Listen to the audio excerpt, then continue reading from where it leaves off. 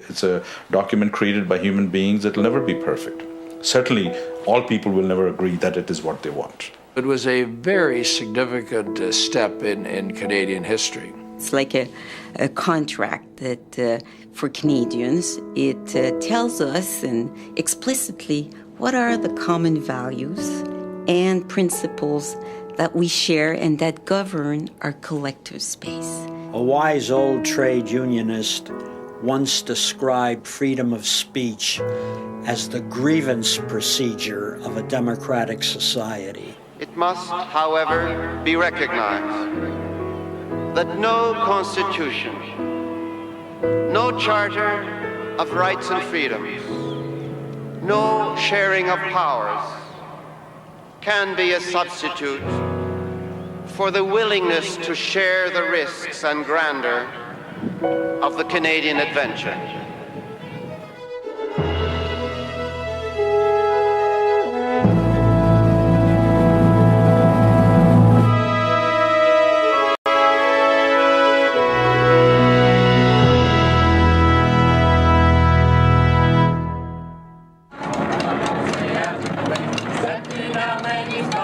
During the 20th century, human rights came to the forefront of social and political change throughout the world.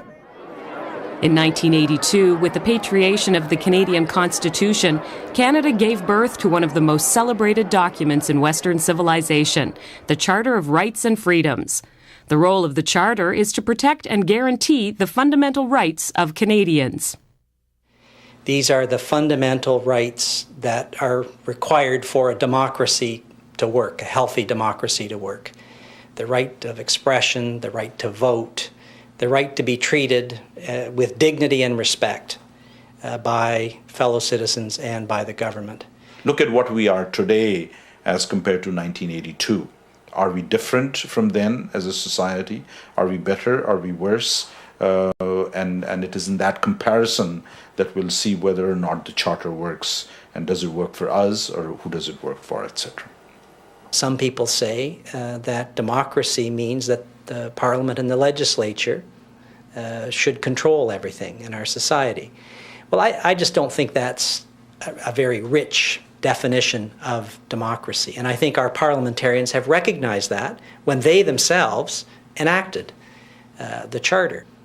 The Charter is contained within the Canadian Constitution. It is divided into 33 legislative sections and has been translated into over 22 languages. Justice Robert Sharp sits on the Court of Appeals of Ontario. The former Dean of Law at the University of Toronto has written extensively about the Charter of Rights and Freedoms. They say every individual has the right of freedom of expression, of freedom of religion. So even if you're not yet a Canadian citizen legally, you have the rights of citizenship more broadly. There are only certain rights, mobility rights and language rights, that are directly focused on citizenship. But most rights in the Charter apply to anyone who is caught up in the Canadian legal process. So as soon as you set foot in Canadian soil, you're entitled to the Charter's protection. It gives a roadmap to the country to say that even if the majority feels that rights should be taken away, they cannot be taken away. And I think that's an important roadmap for a country that's struggling with diversity in all its forms. And I think it's made Canada a place where diversity is truly a hallmark of who we are. Canada officially became a country in 1867 under the terms of the British North America Act, or BNA Act. What's interesting about the BNA Act, which was the Constitution of Canada until 1982. It was, in fact, called the Constitution of Canada, but it was in the hands of the British. It was originally brought about in 1867 to help the British to govern this area called Canada. The BNA Act contained almost no reference to rights, freedoms, or civil liberties of any kind for Canadians. Although Canadians were involved in writing it, the Act could only be appealed in Britain. In the middle of the 20th century, several bills addressing human rights made their way through the Canadian Parliament, but they were not entrenched in the BNA Act and had limited strength. So it was important to have one single piece of written constitution that applied to everyone in Canada, whether they were citizens or not, in every province of Canada, and so that neither the federal government nor the provincial government to step on anyone's toes or deny them their basic rights and freedoms. In 1968, Pierre Elliott Trudeau was elected Prime Minister of Canada. Trudeau had grown up in Quebec during a period of political unrest. He was determined to bring home the Canadian Constitution and create a Canada honoring equality and human rights.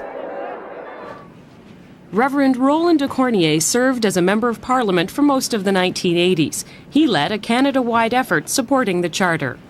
It wasn't just Pierre Trudeau who felt this way, but you could go back to 1927, back all through the various prime ministers of Saint Laurent and of Diefenbaker and of Lester Pearson, all of them having been concerned about some way in which to bring about a guarantee of people's rights. But it was Trudeau's tenacity that would change the course of Canadian history.